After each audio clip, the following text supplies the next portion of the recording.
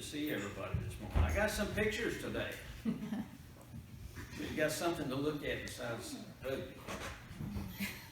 This picture that's on the screen there this is a modern picture, and I think that it is of Bethlehem, the white buildings up there on the hill. I think I'm not sure about that because the caption on it that was on the screen it doesn't really say. However, you can tell it's a modern picture. You see how the field. This is actually an orchard. Those are grapevines, and or vineyard, I guess you would call it. But it's been plowed with a tractor. The roads are much too straight. What? Oh, I'm sorry. I don't know about all this stuff.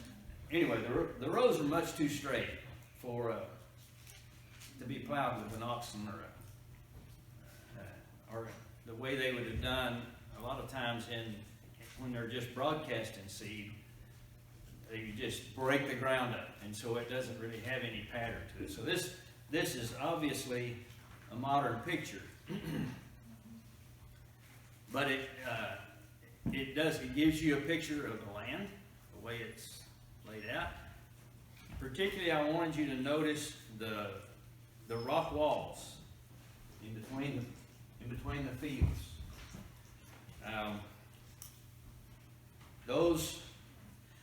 I don't know about these specific ones, but some of them we're going to see in these other pictures that I have are ancient. And God says to the Israelites in,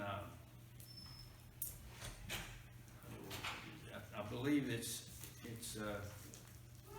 Psalm 22, no, not Psalm, Proverbs 22 and 23.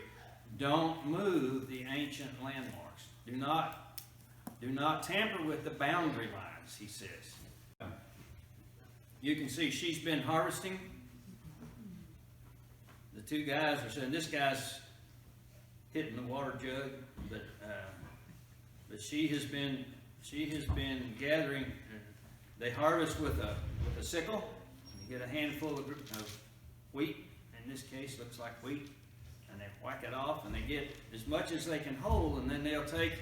Some of you older folks may have been in the field and done corn this way. I remember mother-in-law was telling me they would gather the shucks off the corn for fodder for the cows, for milk cow, and they would get a handful of it, and they would take a piece of it, and they would tie it up so they could just stack it and make a little bundle. So when you go to milk the cow, you grab however many you need to give you time, and you toss it in the trough. Anyway, she's fixing to tie it up, or has already got it tied up, and she's carrying it. Here they are, actually harvesting it. You see the heads of the grain, and you see it's been broadcast. There's not a row. It's just helter-skelter kind of.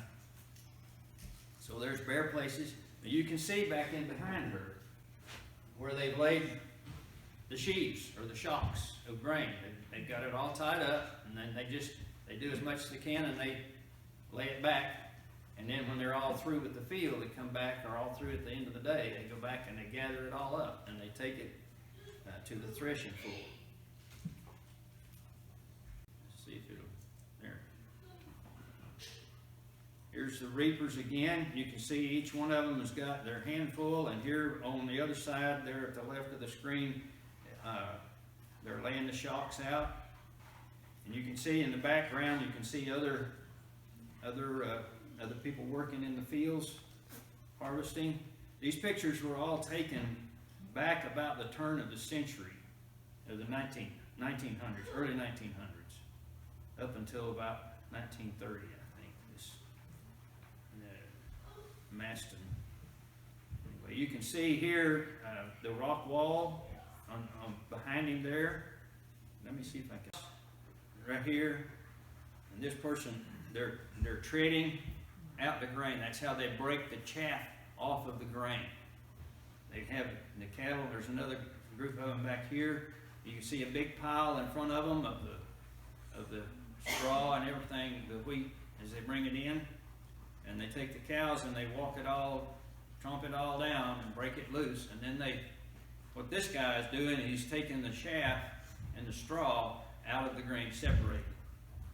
And that's why God makes the wind blow, so they can do this. And they take it and they take a scoop and they throw it up in and the grain will fall pretty much straight back down. But the wind carries the chaff and the lighter stuff out.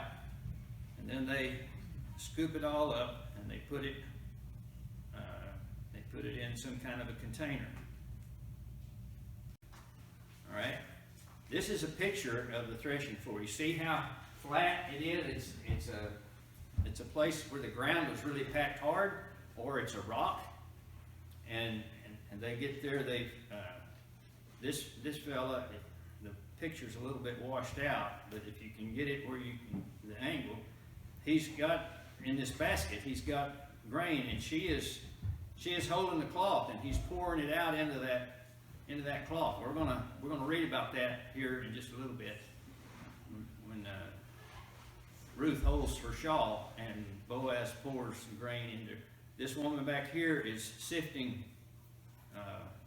the wheat or the barley, whatever it is, whichever one it is. All right. And I think we're at the end. All right, I'm going to leave it there because this is where our story takes place, is at the threshing floor. I want you to notice again the rock walls and see how this is rock they have pulled out of the fields. This could very well be Tennessee.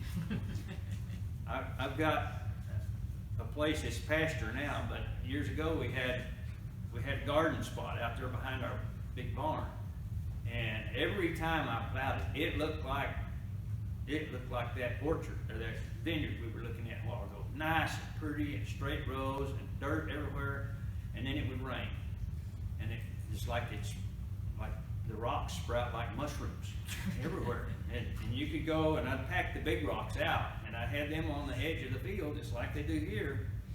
And invariably, every time it rained, there would be more rocks. And